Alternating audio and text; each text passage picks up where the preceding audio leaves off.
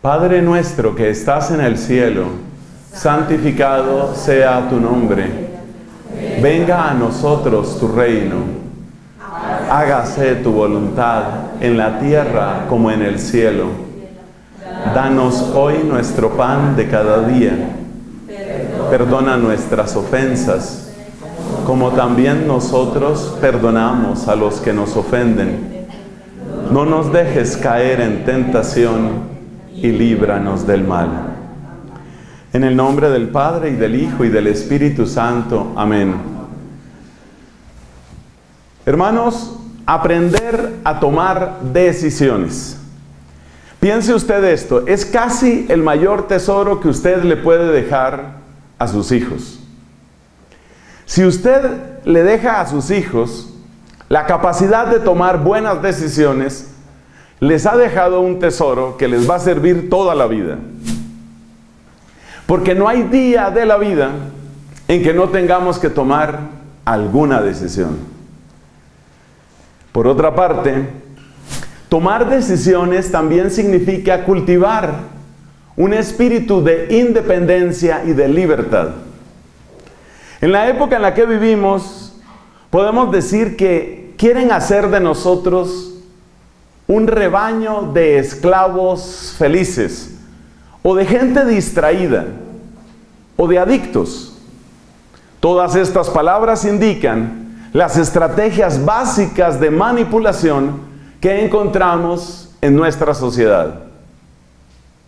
Manejar gente adicta puede ser incómodo, pero es sencillo, porque a cada uno lo vas manteniendo contento con lo que le gusta, y mientras tú les estés dando lo que a ellos les gusta, serán fieles a ti, no te van a abandonar. Esa es la ventaja que tiene trabajar con adictos. Y esa es la explicación de por qué en nuestro tiempo se están multiplicando iniciativas para aumentar los adictos, facilitando el acceso a la droga, facilitando el acceso a la pornografía, facilitando el acceso al juego, a la diversión. ¿Por qué? Porque el que es adicto al juego, el que es adicto al sexo, el que es adicto a la droga, es una persona que no te pondrá problemas mientras esté recibiendo su dosis. Y eso quiere decir que si tú, que puedes ser el gobierno, te calificas como proveedor de esa persona será fiel a ti. Esa persona luchará por ti y esa persona jamás cuestionará lo que tú estés haciendo en otras áreas. Por ejemplo, la salud, la economía, la educación, la deuda externa o cualquier otro tema. Por eso, enseñar a tomar decisiones es enseñar libertad, es enseñar la capacidad de pensamiento crítico. Hoy es particularmente difícil esto de aprender a tomar decisiones. Entendamos por qué y luego damos una serie de instrucciones, porque realmente esa es la predicación de hoy. Hace unas cuantas semanas hacíamos una predicación que llamábamos el tutorial de la misericordia. Hoy tenemos este que es el tutorial de las decisiones. Eso quiere decir que esta predicación, con los apuntes que yo mismo voy a utilizar y que va a ser publicada en internet, en el canal de YouTube que ustedes conocen, que se llama Fray Nelson, usted tiene ahí el tutorial completo. Aproveche este momento para ver la predicación, aproveche este momento para tomar sus propios apuntes, pero sepa además que este contenido va a quedar disponible para todos en internet. Porque yo realmente estoy muy, pero muy interesado en que mejoremos la calidad de nuestras decisiones. Y les repito, no es tan sencillo. Entonces vamos a ver por qué no es sencillo y después pasamos al tutorial. Posiblemente esta predicación va a ser un poco más corta que otras, lo cual es bastante bueno porque hacia el final de esta asamblea también les tenemos algunas sorpresas. ¿Por qué es tan difícil esto de aprender a tomar decisiones? Podemos decir, la primera razón es porque el ser humano, cada uno de nosotros, es social. Somos seres sociales. Somos seres incluso gregarios, se dice. La palabra congregarse viene de la misma raíz de ser gregario. ¿Y ser gregario qué quiere decir? Que a uno le gusta compartir espacios, tiempos, a uno le gusta compartir aficiones, modos de pensar con otras personas. Además es muy natural, cuando otras personas tienen tu mismo gusto, te sientes más fuerte. Si tú estás, por ejemplo, a favor de un determinado equipo, no mencionemos ningún equipo, por favor. Si estás a favor de un equipo y vas al estadio y hay decenas de miles de personas que tienen tu misma camiseta y que van a gritar con el mismo entusiasmo por los mismos goles, te sientes fuerte. Eso se llama ser gregario. En cambio, hay un peso psicológico muy alto para tratar de ser independiente, para tratar de ser crítico, porque significa que estás rompiendo con algunas de las personas que tal vez son importantes para ti. Si tú, por ejemplo, quieres hacerte católico y la mayor parte de tu familia es cristiana ortodoxa, como le sucedió a un amigo que es de Ucrania, la familia de él es toda de la iglesia ortodoxa y resulta que él, por una convicción muy profunda, él llega a la iglesia católica. Ser católico cuando toda tu familia no es católica implica un desgaste bastante fuerte. No es sencillo, porque de alguna manera tu comportamiento distinto, tu manera de pensar distinta va a ser cuestionada. Es posible incluso que seas marginado, vas a ser tratado como una persona extraña, vas a ser tratado como un traidor a tu clase social, a tu edad, al modo de pensar de tu universidad o a otros elementos que nos unen a los seres humanos. Entonces, primera razón por la que es difícil aprender a tomar buenas decisiones, decisiones razonables, sensatas, que tienen su peso en Dios. Primera razón, porque somos seres sociales. Es muy difícil ser la única en tu salón o en tu clase que está a favor de la vida y todas las demás y todos los demás son pro aborto y todos los demás y todas las demás con su pañuelo verde abortista y tú a favor de la vida y te sientes raro, te sientes solo, te sientes aislado. Hay un peso psicológico que es bastante alto. No es fácil. Dicho sea entre paréntesis, por favor eduquen a sus hijos para que soporten esa presión. Es algo muy importante. En otras ocasiones he comentado cómo las familias judías ortodoxas, no que yo esté de acuerdo con todo lo que ellos piensan y dicen, pero las familias judías ortodoxas, desde que el niño es capaz de entender o la niña, tiene 2 años, tiene 2 años y medio, y ya ese niño o esa niña está escuchando, nosotros somos el pueblo que Dios eligió. Tú no tienes que ser como los demás. Esa manera de hablar los papás a los hijos, algo tiene que enseñarnos a nosotros. Porque si tú no tienes, si tú no das esos principios fundamentales a tu gente, el mundo se los lleva. Entonces, primera razón, porque somos seres sociales. Segunda razón por la que es difícil tener decisiones independientes. Porque tomar una buena decisión requiere hacer pausas. Y vivimos en la edad, en la época del vértigo, del instante, de la satisfacción y la remuneración inmediata. Vivimos en la época del clic y del tap. Haces un clic y ya compraste lo que quieres y ya va a llegar pronto a la puerta de tu casa. Haces un clic y ya te baja la aplicación a tu celular. Haces un clic y ya hablas con la persona que quieres hablar y haces otro clic y ya cortas la comunicación. En la edad de lo inmediato, parece que casi se elogia el no pensar. No lo pienses tanto. Una parte del mercadeo, no todo el mercadeo, ni yo soy enemigo del marketing, por favor. Son calumnias que se dicen contra mí. Pero una parte del mercadeo tiene mucho que ver con eso. ¿Eso qué? No piense tanto. Simplemente haga ese clic, tome la decisión, pero no es una decisión.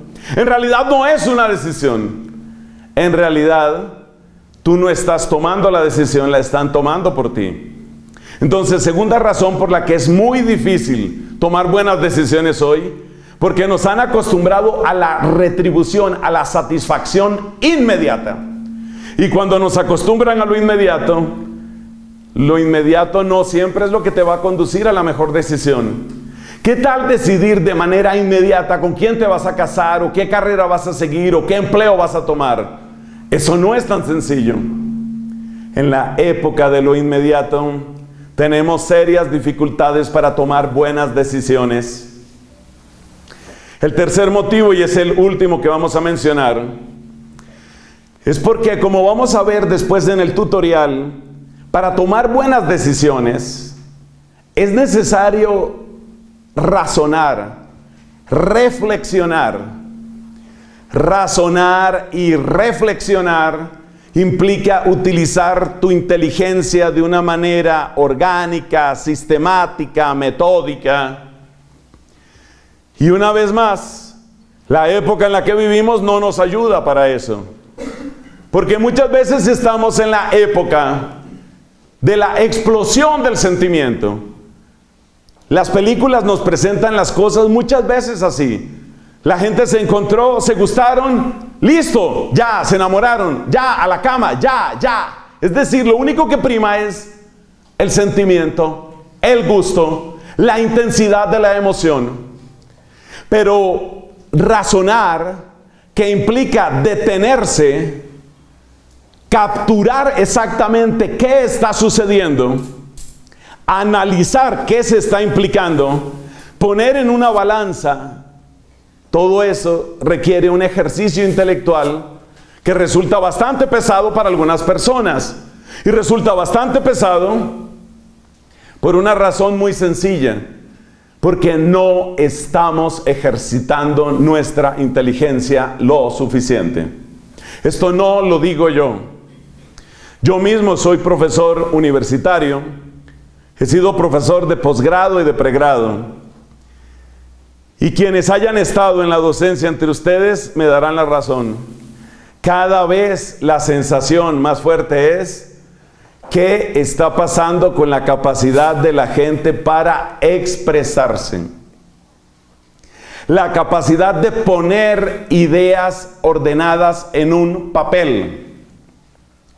Diga un argumento, presente una argumentación.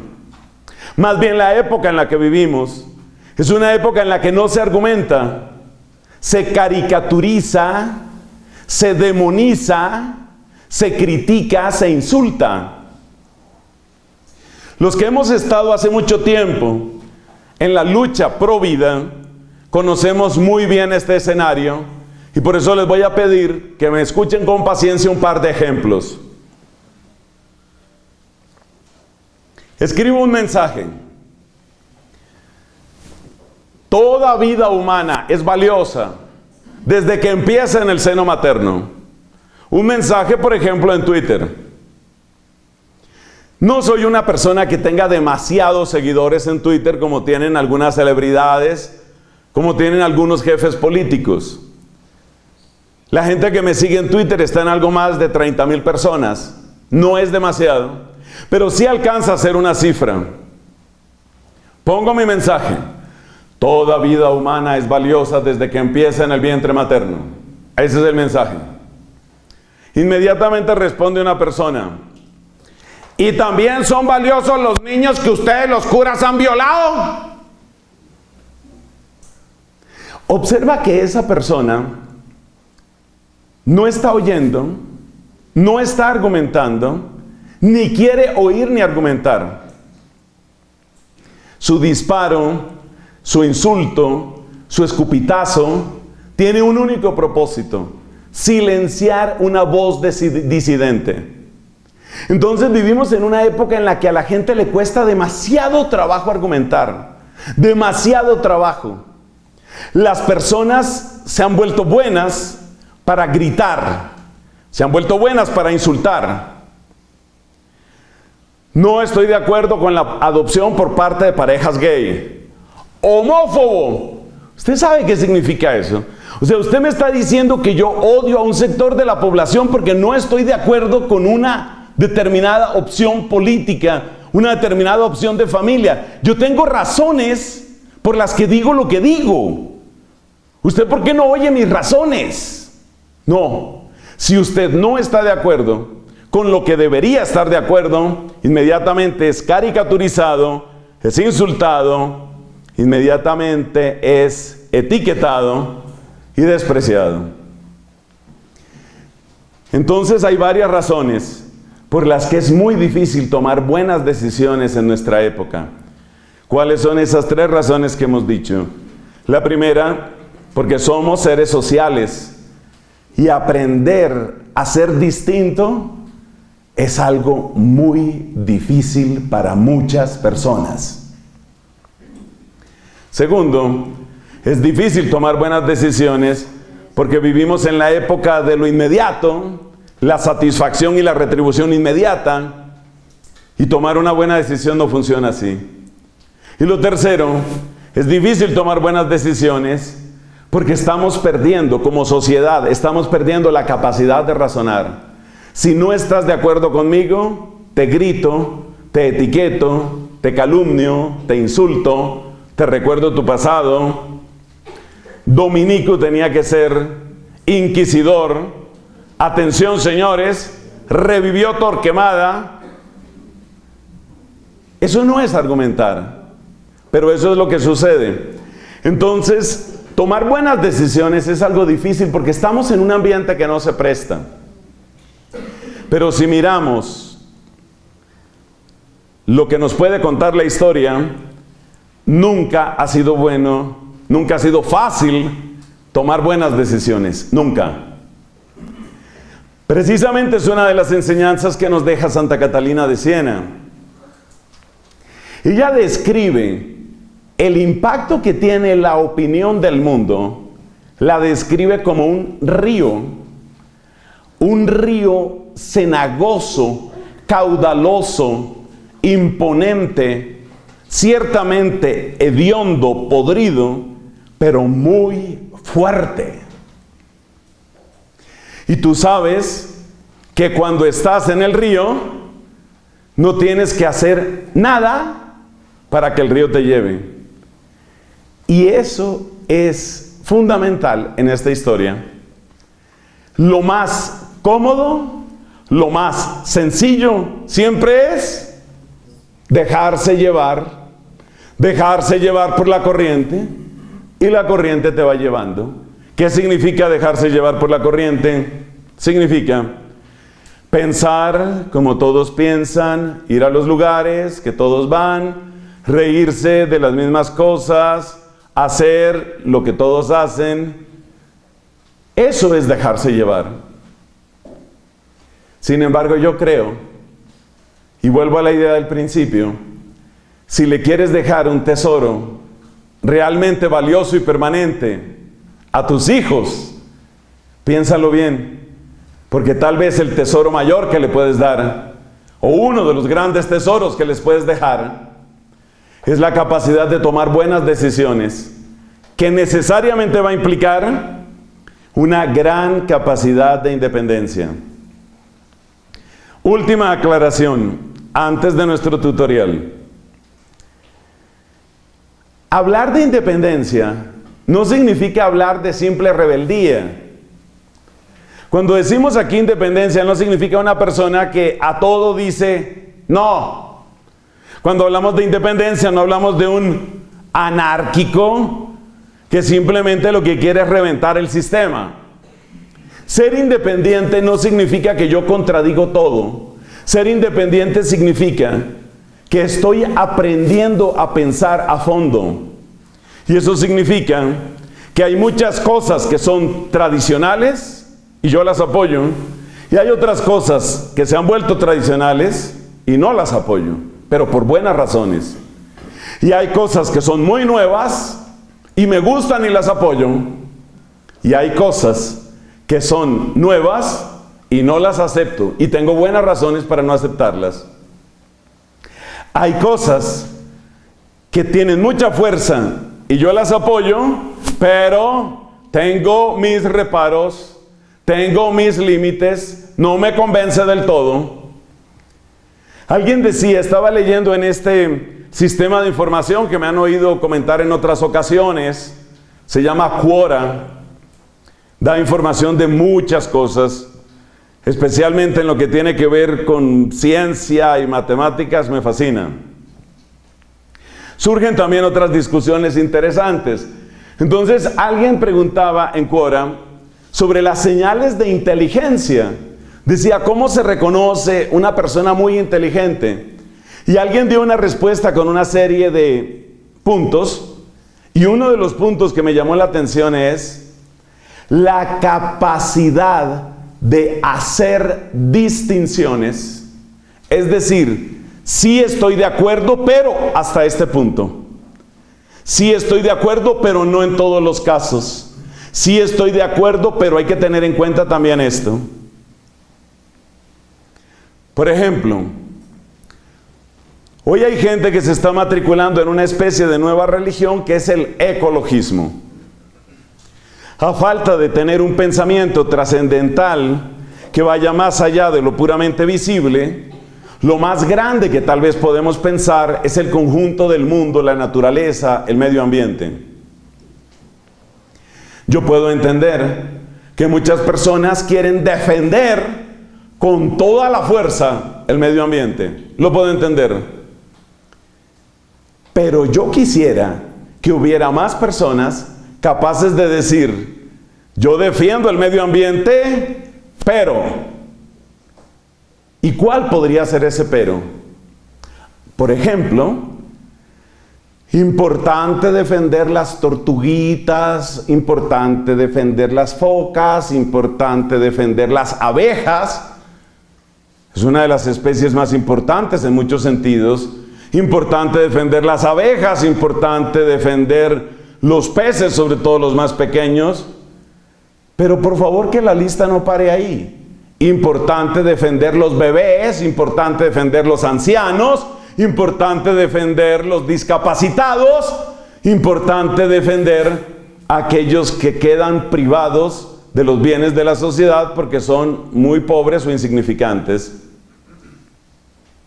Entonces, si tú eres ecologista y te conmueven hasta las lágrimas las fotos de tortugas con un pitillo en la fosa nasal, si tú eres ecologista y te duele ver la ballena llena de plástico en el estómago, estoy de acuerdo contigo. Pero ahora yo quiero preguntarte por qué tú no estás de acuerdo conmigo cuando te hablo de otra vida. Entonces, eso quiere decir que cuando hablamos de tomar las decisiones correctas, estamos diciendo tener la capacidad de decir en qué estoy de acuerdo y por qué, en qué no estoy de acuerdo y por qué, o hasta dónde estoy de acuerdo y por qué. A mí no me vengan con la historia, por ejemplo, de que la democracia en sí misma es la gran maravilla. Todos sabemos que la guerra en Irak sucedió exactamente por eso. Vamos a derribar al tirano, vamos a acabar con el dictador, y entonces surgirá la democracia, y entonces los iraquíes irán respetuosamente a las cabinas electorales y depositarán su voto. Y eso nunca sucedió. Sí, la democracia es un gran bien comparado con otros modos de gobernar un país. Pero un momento, ¿cuáles son las condiciones para que una democracia funcione? ¿Cuáles son las condiciones para que al derribar a un dictador, la situación de ese pueblo no resulte peor de lo que estaba antes? Esas preguntas requieren gran razonamiento y requieren saber tomar muy buenas decisiones. Tutorial de las decisiones. Son 7 puntos. 7 pasos A muchos de ustedes estos pasos les van a resultar familiares porque son los que se presentan casi siempre cuando se habla de organización de procesos, ya se trate de familias, ya se trate de empresas o ya se trate de personas. Primer paso. Obviamente, lo primero que hay que hacer para tomar una decisión es ser consciente de la meta. Define la meta, aclara la meta. Es muy interesante entrar en diálogo con algunos jóvenes con esta pregunta nada más. Te noto descontento y estoy seguro que me puedes hacer una lista larga de las cosas que no te gustan. Las cosas que no te gustan de la casa, del colegio, de la sociedad, de la iglesia. ¿Me puedes hacer una lista muy larga de lo que no te gusta? Puedes hacer la lista de las cosas que sí te gustan y dentro de esas puedes hacer la lista de las cosas por las que tú estás dispuesto a sacrificar algo para conseguirlo. Esas son tus metas. Tus metas son el subconjunto de las cosas que tú valoras, subconjunto de las cosas por las que tú estás dispuesto a hacer algo. Porque si yo valoro que haya más respeto al medio ambiente, pero yo no hago nada, esa no es una meta. Entonces, es interesante empezar por aclarar esto, empezar por aclarar las metas, teniendo en cuenta que muchas de las metas pueden parecer un poco abstractas al principio, pero jamás minusvaloremos una meta porque nos parece abstracta o lejana. Muchas veces las metas que nos parecen más abstractas son también las metas que indican los principios más profundos en los que se asienta tu vida. Son los cimientos más grandes que tú tienes. Yo me he encontrado, por ejemplo, y para mí esto es grandioso, yo me he encontrado algunas veces así, hablando con jóvenes, y entonces dice, yo quisiera hacer algo por el mundo.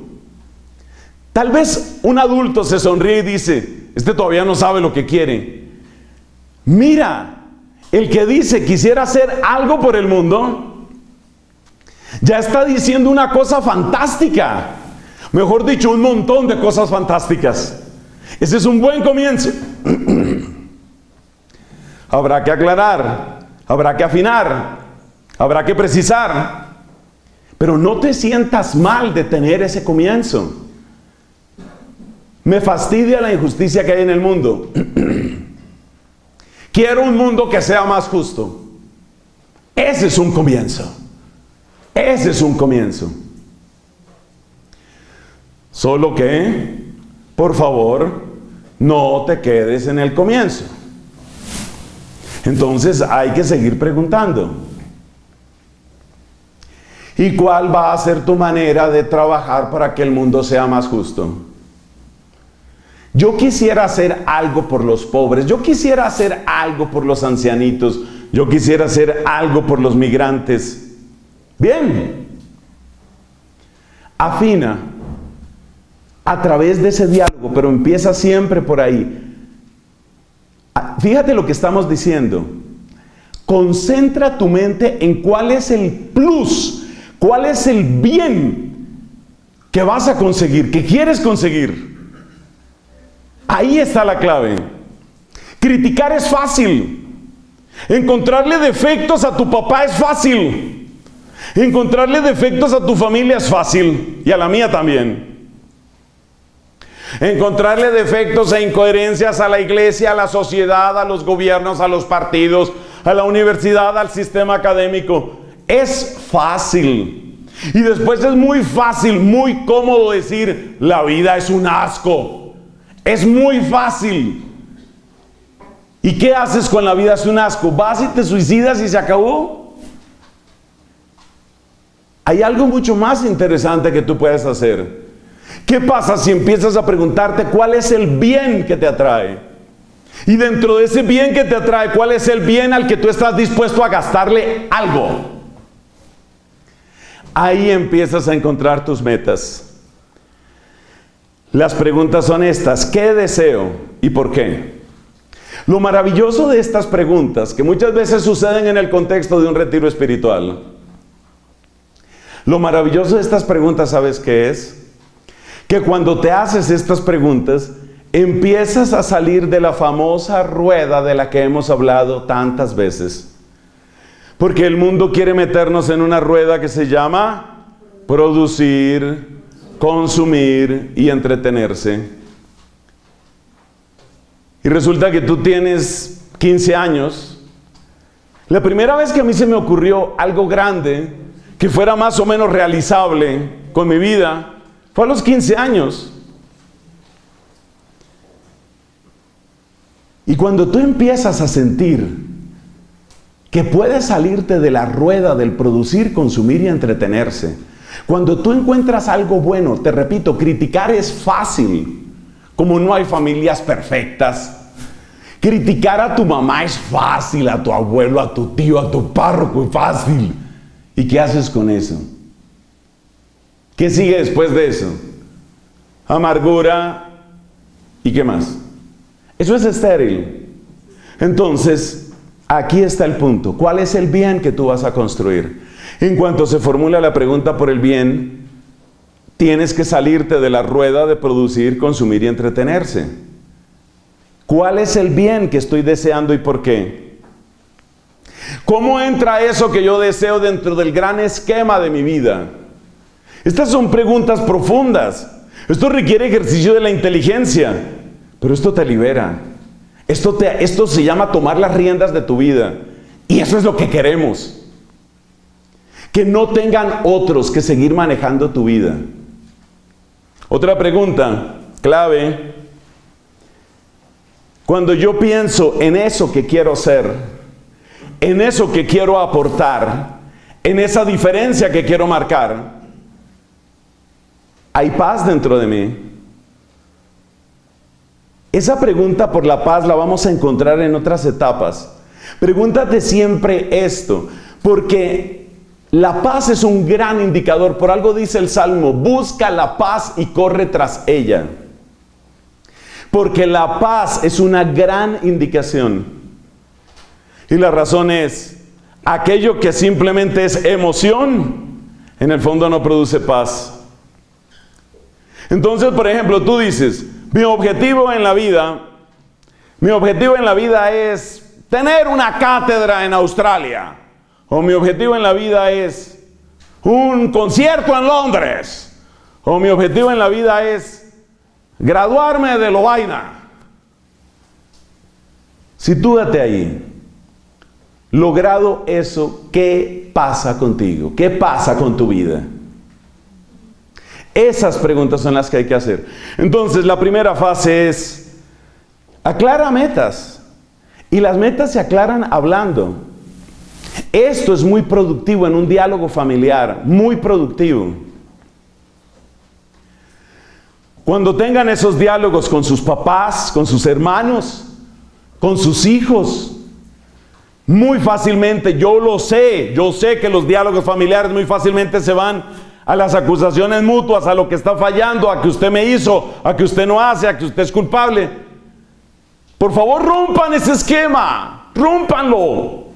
Y romper ese esquema es, ¿cuál es el bien? El bien. ¿Cuál es el bien que usted quiere traer? El bien que usted quiere traer a la vida. Sálgase por un momento de qué es lo que el papá está haciendo mal, la mamá está haciendo mal, el hijo está haciendo mal. Y pregúntese cuál es el bien que usted quiere traer.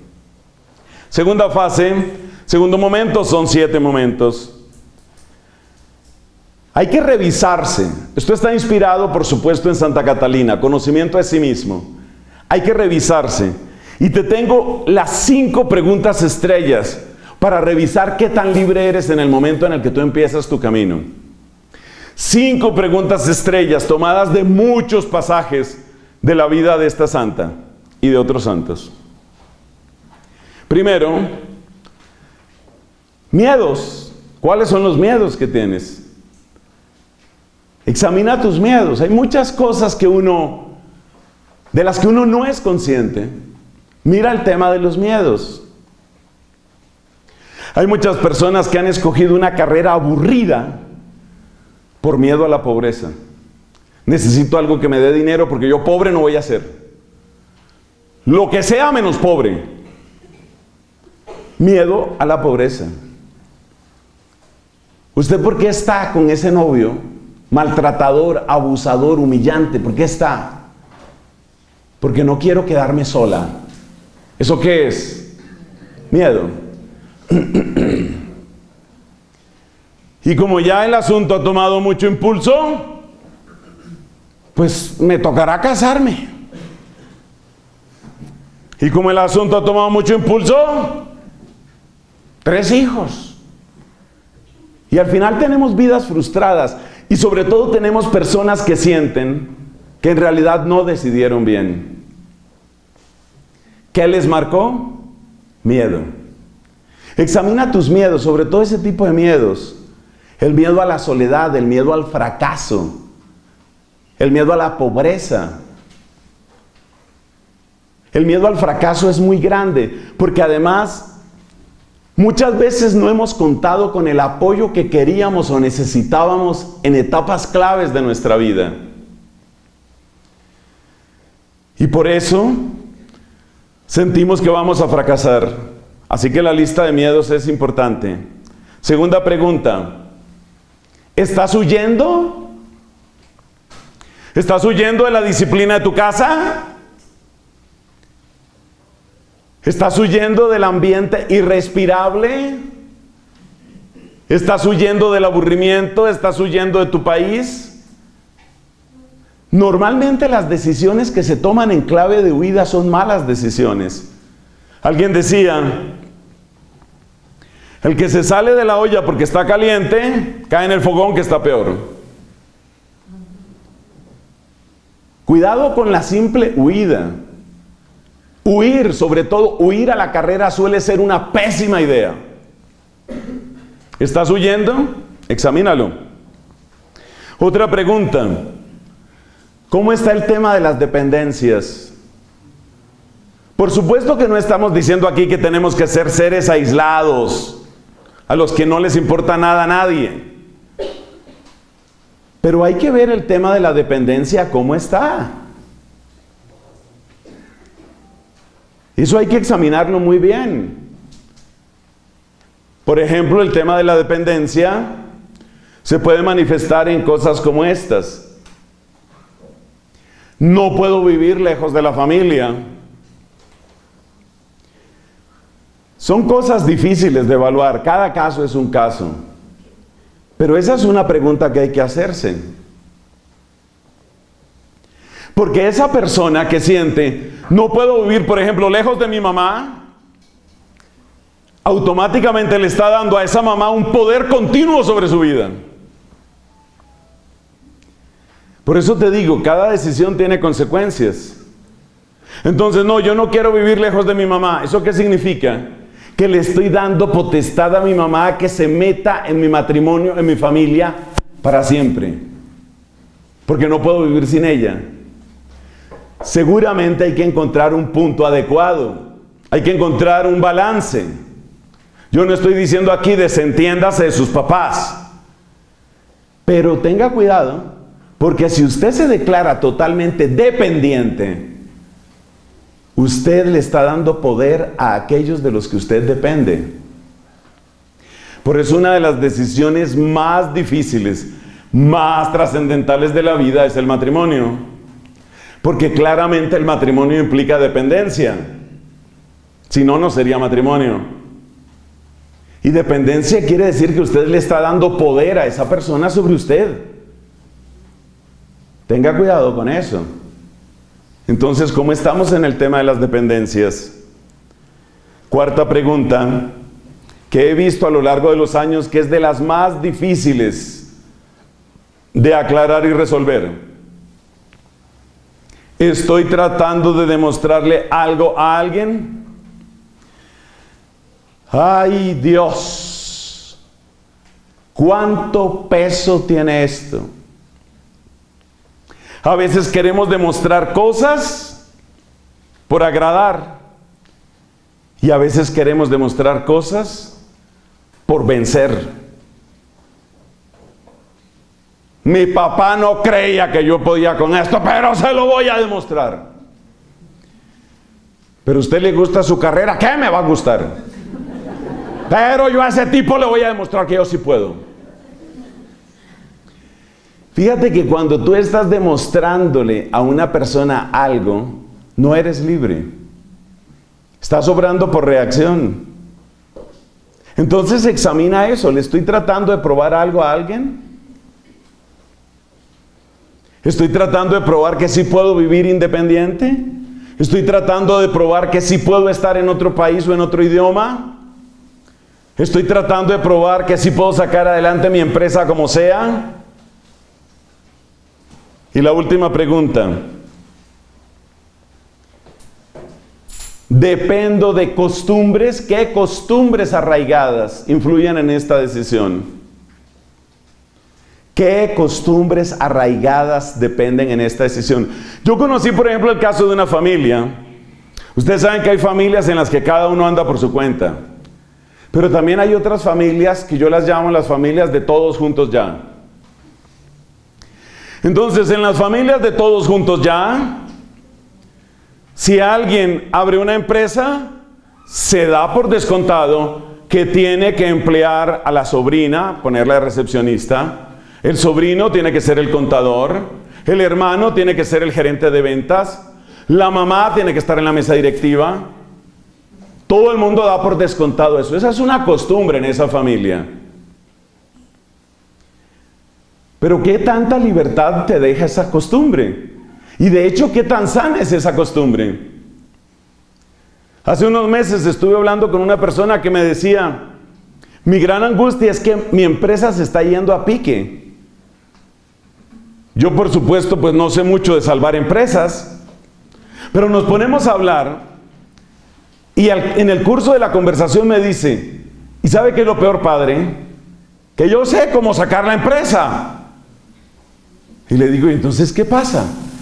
Que lo que no sé es cómo sacar a mi primo. Entonces, en esa familia la costumbre es esa, porque se supone que si en mi empresa no está empleado el primo, y el perro del primo, y el gato de la hermana, y el cuñado, y la suegra, y si no están metidos todos ahí, entonces yo soy una mala persona. Entonces yo soy antisocial. Porque lo que me van a decir, padre, si yo llego a sacar a mi primo, que es un desastre, él está en el departamento de planeación, y el tipo no sabe nada de eso. No hay una sola idea productiva que justifique los millones que se ha ganado en 2 años y medio que lleva. Pero si yo lo saco, se me viene la familia encima.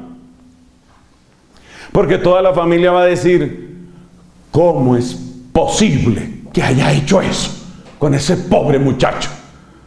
Lo ha lanzado a la calle. Acabó con la estabilidad de una familia.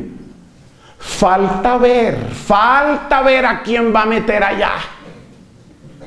Si serán sus amiguitos o sus amiguitas o a quién va a meter. Son costumbres arraigadas. Yo he visto perder comunidades, vocaciones religiosas, vocaciones de comunidad religiosa por esto. Sin decir ningún nombre, esa es una situación que me ha sucedido recientemente. Hay ciertas culturas donde hay la idea de que si una persona entra a un seminario o a una comunidad religiosa, entra para ser sacerdote y se supone que a los 8, 9, máximo 10 años tiene que ser sacerdote. Esa es la costumbre de esa cultura, de ese país, de ese lugar. Pero resulta que eso cambia mucho cuando tú ya empiezas a mirar las comunidades. Porque las comunidades no somos fábricas, mucho menos fábricas de sacerdotes. Y sobre todo en las comunidades religiosas, más que en los seminarios diocesanos, hay etapas, hay pausas, hay procesos que llevan su propio ritmo. Pues he conocido el caso de un candidato de una comunidad religiosa que finalmente se salió. ¿Y por qué se salió? Porque no soportó la presión familiar que le repetía una y otra vez, bueno, ¿y la ordenación para cuándo? ¿Y la ordenación? ¿Y acá sí se ordena? ¿Y qué pasó con la ordenación? ¿Ya preparamos la recepción? Eso se llama depender de costumbres. Y no todas las costumbres son sanas. Pero te digo una cosa, esta es la importancia de este tema de las decisiones. ¿Cuándo hay que tomar esa decisión? En el caso de la empresa, ¿cuándo hay que tomarla? ¿Usted qué diría? ¿Cuál es el momento para tomar esa decisión? Al comienzo. Ese era el momento para tomarla. Porque es que uno deja que los problemas vayan cogiendo fuerza. Y uno deja que las costumbres se vayan arraigando. Entonces me contaba, por ejemplo, una señora casada, y este es el último ejemplo que doy de esto. Cuando nosotros nos casamos con mi amorcito, el amorcito pesa 135 kilos. Cuando nos casamos con mi amorcito, a la semana llegó mi suegra. Yo no es que tenga nada contra las suegras, de ninguna manera, de ninguna manera. Sin embargo, soy muy feliz de mi vocación religiosa y sacerdotal. Entonces, cuando nos casamos con mi amorcito, a la semana llegó mi suegra. Y lo primero que hizo fue empezar a criticar la decoración. Ay, pero ese cuadro ahí, ¿pero quién les dijo eso? ¿Pero cómo así? Esa mata no es de adentro, eso es de afuera, sáquenla. Venga, mijo, ayúdeme a sacar la matera. Cuando ésta vio que la suegra hundía sus manos en la tierra, echando a perder su costoso esmalte para mover la matera, ella dijo, ¿es ahora o nunca? ¿Es ahora o nunca? Si yo dejo sacar esa matera, ahí la tengo, los próximos 40, 50, 60 años. Y es muy duro para la conciencia estar uno rezando, concédele el descanso eterno sin que se haya muerto. Entonces fíjate con las costumbres. La gente llega hasta donde tú la dejes. Esas son costumbres. Entonces, ¿qué le pasa a mucha jovencita? Mucha jovencita va a una fiesta y la costumbre en la fiesta es que en la fiesta todos se emborrachan. Y en la costumbre en la fiesta es que niña que va, niña manoseada. Niña que entra, niña manoseada. Pues será la costumbre de ellos. Esa no es mi costumbre. Entonces hay que ver cuáles son las costumbres. Hay costumbres que son arraigadas. No es que aquí todas nos emborrachamos. Pues serán ustedes. Yo no me voy a emborrachar. No es que aquí la costumbre es esa. Uno baila y entonces todos nos refregamos con todos. Pues será usted, su abuelita, o no sé quién más. Pero yo no voy a hacer eso. Resumen, las 5 cosas que hay que vigilar para cultivar un pensamiento independiente. No estoy hablando de una rebeldía tonta, infantil. Estoy hablando de pensamiento independiente. ¿Cómo están mis miedos? ¿De qué estoy huyendo? ¿De quién dependo y cuánto y por qué? ¿Le estoy tratando de demostrar algo a alguien? ¿Qué costumbres arraigadas impactan en esto? Pasamos a la tercera fase. La tercera fase es la que requiere mayor capacidad de observación. Fíjate que tomar una buena decisión requiere tiempo. Pero te repito, estas instrucciones que estamos diciendo van a quedar publicadas. Y yo tengo la ilusión de que te puedan servir no solo en las decisiones que estés tomando ahora, sino más adelante también. Tercera fase, ver las opciones. ¿Y cómo hace uno para examinar opciones? Ver las opciones es ver, por ejemplo, los intereses. ¿Quién está ganando con esto? Hay que tener en cuenta que la inmensa mayoría de las personas obran por intereses y obran por intereses a corto plazo y bastante egoístas. Hermanos, la naturaleza humana está contaminada por el pecado. Si nadie te lo había dicho, te lo digo yo. Y eso quiere decir que cuando te plantean un determinado negocio o proyecto, la persona que te lo plantea tiene sus intereses y le importan poco tus intereses. Esa es la realidad del pecado.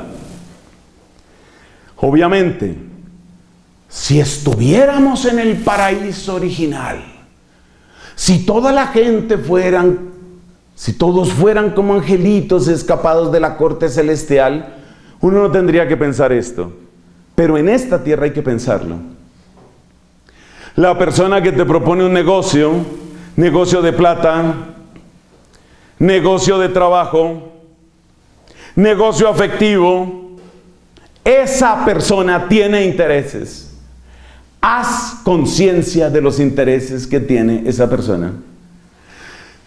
Tal vez tú vas a sentir que esta manera de pensar es muy amargada, que esta manera de pensar es muy melancólica, es muy pesimista.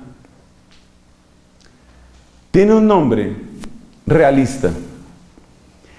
El hecho de que tú sueñes un mundo distinto no cambia este mundo. El hecho de que tú te ilusiones con un mundo diferente no cambia cómo son las cosas. La persona que te está hablando usualmente tiene sus propios intereses. ¿Qué quiere esta persona? Segundo punto. ¿A quién perjudica esta decisión? Así como hay gente que gana, hay gente que pierde. Este camino por el que me quieren llevar, ¿a quién perjudica? ¿Quién va a resultar afectado? Eso es bueno que te lo preguntes. ¿Quién va a resultar dañado? Cuando uno empieza a preguntarse estas cosas, de inmediato la conciencia empieza a funcionar a otra escala. Porque estas son preguntas que uno no suele hacerse. ¿De quién se están aprovechando aquí? Son preguntas muy amargas, pero son necesarias. ¿A quién se quiere perjudicar con esto? ¿Va a resultar perjudicado con esto? ¿Cuál es la historia de esta situación? Ubícate, sobre todo cuando estás en un ambiente corporativo, cuando estás dentro de una institución, cuando estás dentro de una organización. Ubícate. Aquí por dónde va la gente, a qué le tienen miedo, qué están buscando, de qué se apartan, qué rechazan. Eso en el fondo significa ver las opciones o caminos. Si le quieres dar otro nombre, eso se llama ubicarse. Mira entonces la historia, mira los intereses, mira a quién perjudica y mira también cuáles son las consecuencias. Son los 4 puntos aquí. ¿Cuáles son las consecuencias que esto va a traer para ti mismo, para tu familia, para tu hogar? Por eso uno no debe tomar decisiones a la carrera. Te proponen un ascenso. Eso suena bien. Vas a ganar casi el doble de lo que estabas ganando. Eso suena mejor. Tenemos gran confianza en tus capacidades. Eso suena muy dulce. Pero seguramente es puro modo de negociarme, de ablandarme. Vas a tener que viajar un poco. ¿Cuáles van a ser las consecuencias de esos viajes? Esa es la última pregunta que aparece aquí. Entonces la pregunta es la historia, las opciones, los perjudicados y las consecuencias. Esas son las 4 preguntas para ubicarse. Hay que ubicarse.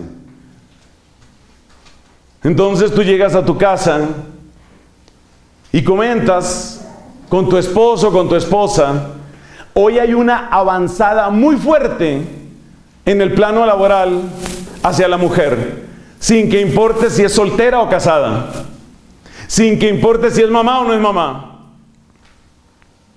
Y es una cosa que me parece tan irónica, permítanme que me desahogue un poquito, porque la manera como se vende es igualdad para el hombre y la mujer.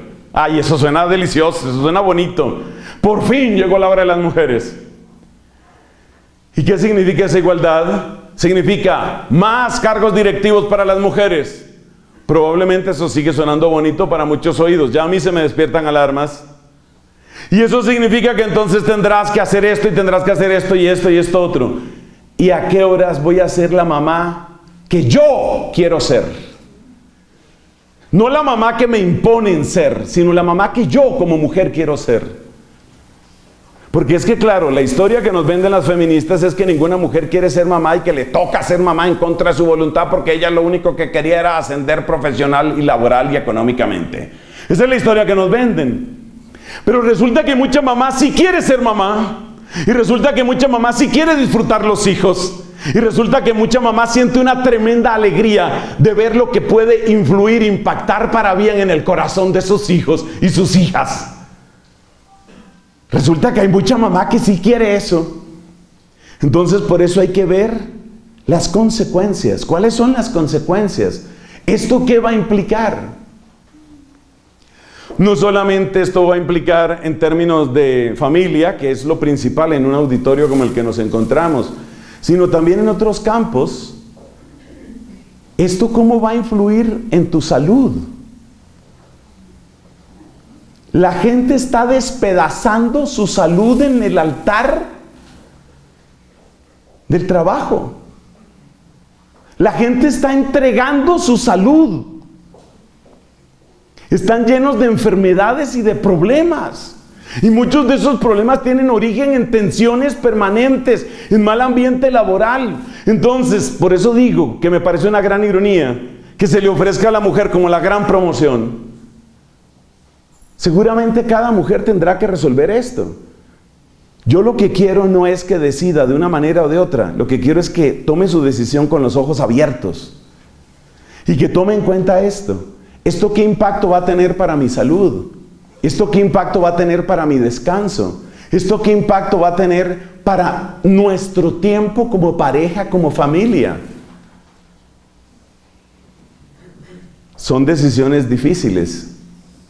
Yo estoy convencido, lo digo aquí entre paréntesis, que muchas de las mujeres sensatas, razonables y buenas creyentes van a tener que empezar a tomar decisiones que el mundo va a leer como pérdidas y fracasos. Pero a mí siempre me anima la historia de aquella mujer que llegó a ser la primera gerente general de una gran empresa llamada Nokia.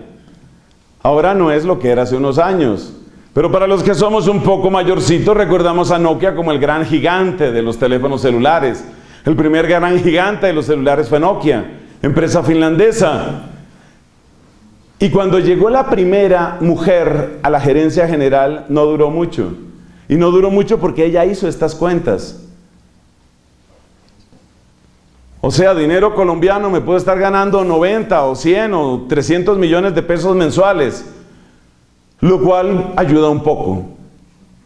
Pero, ¿qué tan caros me salen esos 300 millones de pesos mensuales? ¿Cuánto me cuestan a mí esos 300 millones? ¿Qué estoy entregando yo por esos 300 millones? Y renunció esta mujer. Me parece una persona valiente en la medida en que ella pensó muy bien por qué tomaba la decisión que tomaba. Capacidad la tenía toda. Liderazgo lo tenía todo. Pero precisamente porque era demasiado inteligente, sabía que una decisión no solo significa dinero, y no solo significa prestigio, y no solo significa visibilidad. Y ella tomó la decisión que ella vio que era la mejor decisión. Algunos se escandalizaron. Otros, como yo, dijimos, demasiado inteligente esa mujer, demasiado. Cuarta fase. La cuarta fase, la tercera la llamábamos ubicarse, que es el asunto de ver las opciones o caminos. La cuarta fase es completar la información. ¿Eso qué significa? Hacer una especie de pausa crítica con respecto a ti mismo y preguntarte, ¿he reflexionado lo suficiente este tema? ¿Me falta más información? Volverse a preguntar, ¿tengo paz con lo que estoy decidiendo? Eso hay que volver a preguntárselo. ¿Tengo paz con esto? ¿Qué tal que yo esté arruinando mi salud con esto? ¿Qué tal que yo esté arruinando mi familia con esto? Hay áreas de mi vida que tal vez estoy arruinando con esto. ¿Tengo paz? Hay que volverse a preguntar. Y otra pregunta aquí. ¿He pedido consejo? ¿Consejo prudente he pedido? Recordemos la historia de Roboam, aquel hijo de Salomón. Recordemos la historia de Roboam. Y recordemos cómo fue esa historia. Y recordemos que este muchacho tenía que tomar una decisión. Cuando él heredó el trono de su padre, Salomón, ya Salomón había muerto. Las tribus del norte, 10 tribus de las 12 tribus de Israel, fueron a buscarlo y le dijeron: ya no aguantamos más. La carga de impuestos ya no se aguanta más. Y él tomó una decisión, pero resulta que la decisión la tomó escuchando a una serie de jóvenes que eran de su misma edad, que eran más o menos sus compañeros de trago, de juego y de mujeres. Y con ellos tomó la decisión. Otros pensaban de otra manera, pero él decidió así. ¿Cuál es la manera de saber que estoy pidiendo un buen consejo? ¿Cómo puedo saber si estoy pidiendo un buen consejo?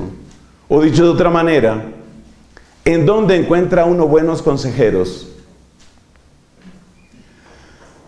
Usualmente debemos considerar como un buen consejero aquella persona que te ayuda a ver los dos lados de un problema. El que te dice: ánimo, tú puedes con todo, el mundo te queda chico. No. El que te dice: mira, mejor quédate quieto, esperemos y siempre te paraliza, tal vez no. Un buen consejero es una persona que te ayuda a ver los dos aspectos, sobre todo que te ayuda a ver lo que tú no estás viendo. Ese es un buen consejero. Un buen consejero es una persona que te quiere tanto que está dispuesto a decirte lo que tú no quieres oír. Ese es un buen consejero. El buen consejero es capaz entonces de contradecirte. Yo pienso que lo mío en este momento... Eso piensas tú. Un buen consejero es una persona que es capaz de decirte: pues esta vez no estoy de acuerdo contigo. Un buen consejero es una persona que sabe darte razones. Un buen consejero es una persona que tiene desinterés. Si la persona tiene algún tipo de interés económico, de poder, de dominación o afectivo contigo, ya eso seguramente lo descalifica. Ojo que esto pasa también en la iglesia. Hay también una tentación en el sacerdote, especialmente una cierta tentación de dominación. Hay que tener cuidado con eso. Por eso yo, que por mis circunstancias tampoco es que alcance a hacer gran cosa de lo que se suele llamar dirección espiritual, siempre advierto a las personas: me parece clave que tú oigas otras voces y sobre todo que en el sacramento de la confesión tú puedas escuchar otras personas. No me molesta el día que tú quieras confesarte conmigo, está muy bien. Pero es importante que no quedes amarrado o amarrada en tu conciencia conmigo. Porque hay una tentación en el sacerdote de crear eso, ¿cierto? Como uno no tiene hijos, entonces a veces uno va creando como esa especie de dependencia emocional en las personas. Cuidado con eso, uno también tiene que vigilarse. Entonces el buen consejero te hace ver las caras de la moneda. El buen consejero te contradice con razones. El buen consejero te dice lo que no estás dispuesto, no te gusta oír. El buen consejero es una persona que tiene verdadero desinterés. Quinta fase, vamos llegando al final. La quinta fase se llama tomar las previsiones. Fíjate que todavía no hemos actuado. Mira todo lo que llevamos y todavía no hemos actuado. Pero es que así es como se toma una buena decisión. Mire, si uno empieza a obrar de esta manera más pausada, y es que nosotros somos creyentes, por favor, como diría Santa Catalina de Siena, uno esto lo va sazonando con la oración. Yo siempre me imagino así como un pimentero, ¿no? Uno va sazonando con la oración todo esto. Vas a tener una charla con un sacerdote amigo, con una mujer que tú sabes que es mujer de oración, con el director de tu grupo de oración, con tu confesor habitual. Haces una oración. Señor, ilumínalo. No que me diga lo que Él quiera, ni lo que yo quiera, sino lo que tú quieras, Señor. Esa oración es clave. Entonces, ¿cuáles son las previsiones? ¿Cuáles son las previsiones que hay que tomar y todavía no hemos empezado a obrar? Primero, hay que tener plena conciencia que decidas, lo que decidas, siempre habrá alguien descontento. Por favor, enseñen eso a sus hijos, y los muchachos, chicos que están aquí, escúchenlo directamente. Toda decisión va a causar rechazo, va a causar desaprobación, va a causar separación, a veces más grave que en otras ocasiones. Varias veces he contado esta historia y creo que cabe aquí. Yo estaba becado en la Universidad Nacional estudiando física y matemáticas. Cierro la Universidad Nacional en mayo de 1984. La fuerza del llamado del Señor se hace muy potente en mi corazón. Por supuesto, ustedes se imaginarán que les estoy hablando de una de las decisiones más difíciles y trascendentales de mi vida, porque se trataba de dejar el camino de la ciencia pura, que era el que yo venía recorriendo, para entrar al servicio de Dios a través de una comunidad religiosa, que es esta comunidad de los dominicos. No dije inquisidores, dije dominicos. El Señor, en su misericordia, no fue una decisión fácil. Yo no conocía estos pasos porque en aquella época lamentablemente no existía familia espiritual. Pero bueno, a mi manera, lo mejor que pude, y sobre todo con mucha oración, tomé esa decisión. Yo sabía que iba a disgustar a gente. Por lo menos durante unos años el disgusto fue muy grande en mi familia. Después se convirtió en mi principal aliada, pero durante mucho tiempo mi mamá rechazó completamente la decisión que yo había tomado. Y quienes conocieron a mi mamá, ella ya murió hace unos años, una mujer piadosa, una mujer de misa diaria, una mujer de 1, 2 y 3 rosarios, pero ella no podía entender que su hijo dejara una carrera que ella estimaba muy exitosa para entrar en este camino del sacerdocio y la predicación. Pero no es solo esa historia, es la historia también de mis compañeros de universidad, que esto también lo he contado. Yo llego al noviciado en la ciudad de Chiquinquirá, el noviciado que tenemos los dominicos en Colombia. Por allá, como en mayo o junio del año 1985, recibo una visita de mis compañeros de universidad. Se pusieron de acuerdo, unos 15 o 20, era un grupo grande. Se pusieron de acuerdo para ir a visitarme. Y ahí estaba yo. No les digo con este hábito porque en esa época utilizaba un hábito más estrecho. Pero básicamente el hábito de los dominicos. Me encuentran con el hábito religioso, me encuentran novicio y me encuentran feliz. Y entonces esta gente llega y más o menos las preguntas de ellos son: ¿y usted está bien? ¿Y a usted le gusta esto? ¿Y usted se va a quedar? Y como las respuestas fueron sí, sí y sí, bueno, mucho gusto. A ellos nunca los volví a ver. Nunca. Luego por correo tuve alguna noticia de alguno. Nunca volvieron a aparecer. Entonces hay que prever esto. Y ustedes tienen que enseñar a sus hijos y a sus hijas. Si vas a seguir el camino del Señor, Eclesiástico 2, prepárate para la prueba. O sea, sí va a haber rechazo. Va a haber gente que te va a mirar mal si no te drogas como ellos se drogan. Va a haber gente que te va a mirar mal, porque si en tu universidad todos son de izquierda y tú eres crítico con algo de la izquierda, te van a mirar mal. Si tu universidad es de la derecha y tú dices algo en contra de la justicia, o mejor dicho, de la injusticia social, te van a mirar mal. Entonces hay que enseñar a los hijos esto, que siempre vas a desagradar a alguien y que tú tengas la capacidad de desagradar manteniendo la dignidad tuya y de la otra persona. Y hay que enseñar muy pronto a los hijos este lenguaje. Tengo mis razones, tengo mis opiniones y tengo mis decisiones. Tú tienes las tuyas. Vamos a respetarnos. Enséñale ese lenguaje a tu hijo pronto, muy pronto, porque lo va a necesitar. Y eso lo va a hacer muy independiente y lo va a hacer muy libre. Además, otra previsión que hay que tomar: el esfuerzo será considerable y prolongado. Jesús nos dice: el que vaya a construir una torre, haga presupuesto, a ver si tiene con qué acabarla. Jesucristo dice: si vas a salir al encuentro de un ejército de 20,000 y solo tienes 10,000, examina si puedes o no puedes. Eso dice Jesucristo.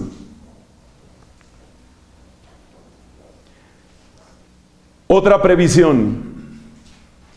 Estos son los últimos pasos antes de ya actuar. Otra previsión. Hay aspectos de mi personalidad con los que voy a tener que luchar. Seamos realistas. Soy un perezoso de 7 suelas. Y donde yo voy a tener que trabajar. Entonces yo tengo que hacer la previsión. Yo tengo que tener las cuentas claras. Yo tengo que saber, esto me va a costar porque yo soy una persona perezosa. Tal vez ese aspecto de mi personalidad me va a costar bastante. Otro posible aspecto de personalidad.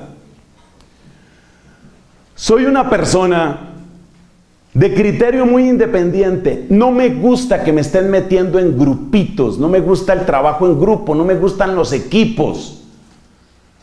Me encanta hacer lo que tengo que hacer y que nadie se meta conmigo. Yo hago lo que tenga que hacer. Esa es mi manera de ser. Esa es mi personalidad. Sí, mi hermano. Pero si usted va a trabajar en esta empresa, aquí no es así. Haga sus cuentas. Tome sus previsiones. A usted no le gustan mucho las reuniones. Aquí se necesitan bastantes reuniones. Haga sus cuentas. Haga sus sumas. O lo contrario. Soy una persona súper comunicativa, gregaria, me encanta la reunión, necesito la otra persona, me encanta, me pica la silla, me levanto, quiero estar al tanto de todo. Y resulta que en este trabajo se necesita que usted se concentre y llegue a una conclusión y a un resultado. Haga sus sumas, haga sus previsiones. ¿Qué parte de su personalidad puede entrar en colisión con lo que usted tiene que decidir o con lo que usted va a decidir? Otra previsión. Si algo falla, ¿dónde va a haber ayuda? Yo sé que hay personas que son un poco melancólicas y dicen: nadie me va a ayudar. Usualmente hay más ayuda de la que uno cree. O sea, personas incondicionales, personas que van a meter las manos al fuego por ti. Tal vez no, pero ayuda sí se consigue. Ten presente quién puede ser aliado tuyo en un momento dado y para qué. Esas cuentas hay que hacerlas. Eso de andar uno por la vida como lobo solitario o como lobo estepario, esa no es una buena idea. ¿Quién puede ser ayuda en un momento dado? ¿Dónde encuentro recursos? Obviamente, vuelvo y digo, somos creyentes, bendito sea Dios. La primera ayuda la espero del Señor. Eso está totalmente claro. Pero tengo que mirar también horizontalmente y decir aquí cómo funciona esto y dónde puedo encontrar ayuda. Eso es bueno tenerlo en cuenta. También saber, esta persona se ríe mucho conmigo, pero si a mí me llega a pasar algo, si llega a haber una dificultad, no va a hacer nada por mí. Eso también hay que saberlo. Para aquellos de ustedes a los que les parezca que esta manera de hablar es demasiado dura, por favor recuerden el capítulo 2 del Evangelio de San Juan. Frase que me haya impactado a mí en la vida. La frase que cierra el capítulo 2 de San Juan. Jesús no necesitaba que le dieran referencia de nadie, porque Él los conocía a todos. Él sabe lo que hay en el hombre. Él no se fiaba de nadie. Jesús, el amoroso Jesucristo, manso y humilde de corazón, lleno de ternura y amor, sí. Él, es que el que está lleno de ternura y amor es Él, no los que lo rodeaban. Entonces, Jesús sabía, y el mismo Evangelio de Juan dice, y Jesús sabía quién lo iba a traicionar. O sea, Jesús sabía esto. Imaginarse a la gente, suponer a la gente, desear que la gente sea distinta, no es la mejor idea.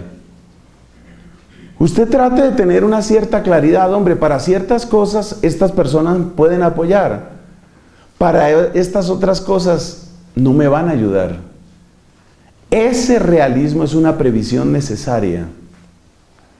Y la última previsión, la famosa historia, plan A, plan B, plan C. ¿Qué alternativas hay? ¿Qué alternativas hay? Tengo toda mi esperanza puesta en este decano. ¿No le contaron que se murió? Entonces, cuando usted esté en la misa del decano, ¿quién cree en ti, Señor? Hay que tener alternativas.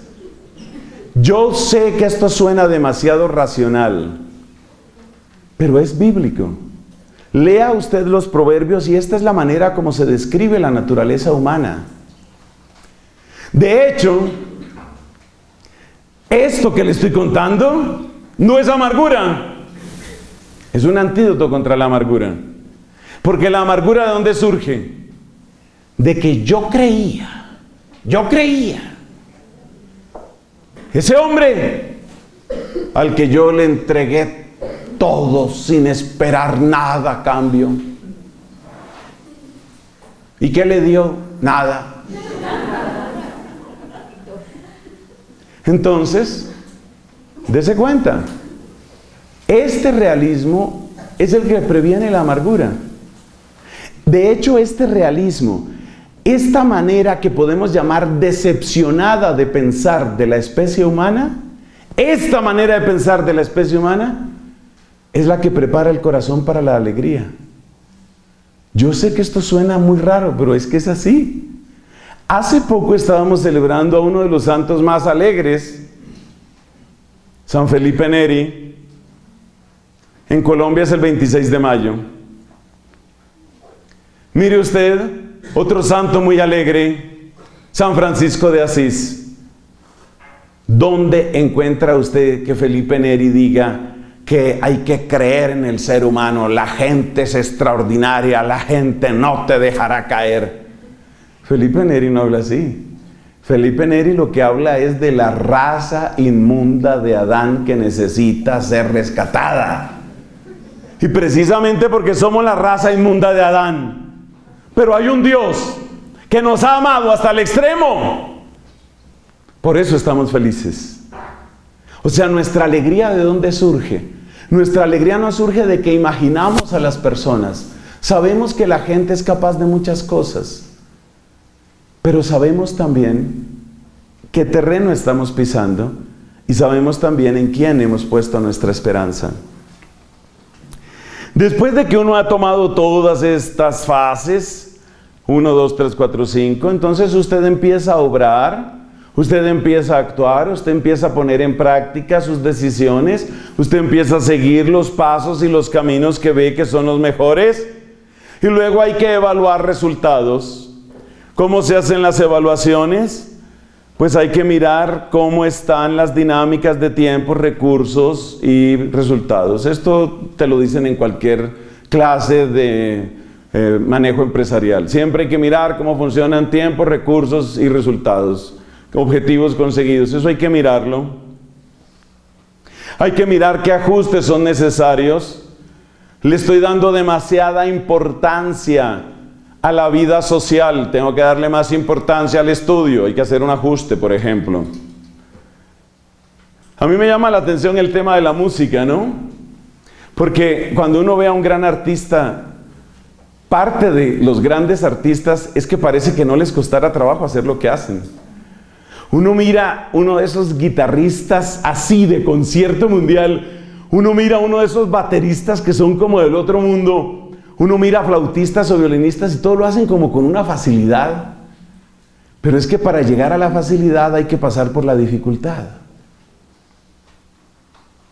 Escriba esa frase que le conviene. Para llegar a la facilidad hay que pasar por la dificultad. O sea, se necesitan muchas horas para lograr ser un Federer, para lograr ser un Messi, para lograr ser un violinista de concierto. Se necesitan muchas horas. Algunos dicen que para llegar a dominar una técnica se necesitan 10.000 horas. Esa es la cifra estándar que todos dicen, se necesitan 10.000 horas de práctica. Si usted quiere llegar a ser un buen predicador, usted necesita 10.000 horas de predicación. No puede hacer predicaciones cortas porque no le alcanza la vida. Entonces las predicaciones deben ser largas, porque si usted hace predicaciones cortas, se muere y no completó las 10.000. Ve, todo tiene una razón de ser. Entonces hay que hacer ajustes. Pero hay dos preguntas que me gustan mucho en esta parte de la evaluación. ¿Qué personas faltan aquí? Esto es muy bonito, por ejemplo, para familia espiritual. ¿Qué personas faltan aquí? Y otra, ¿quién más se podría estar beneficiando de esto? Como quien dice, levante un poquito la mirada, no se quede solo en esta escala diminuta. Levante la mirada, amplíe la perspectiva. Eso es una buena evaluación. Entonces la evaluación es ver cómo se están relacionando tiempo, recursos y resultados. Una buena evaluación es mirar los ajustes que hay que hacer y luego hay que preguntarse, ¿qué personas faltan aquí colaborando en el proceso? ¿Y quién más se podría estar beneficiando? Última fase. Consolidar y mejorar el proceso. Volvemos a la Santa de Siena. ¿Qué he conocido de mí en este proceso? Piense usted, por ejemplo, que usted está haciendo una maestría, eso tiene varios semestres. Cada semestre usted puede llamarlo un ciclo, y en cada ciclo usted puede hacer esto.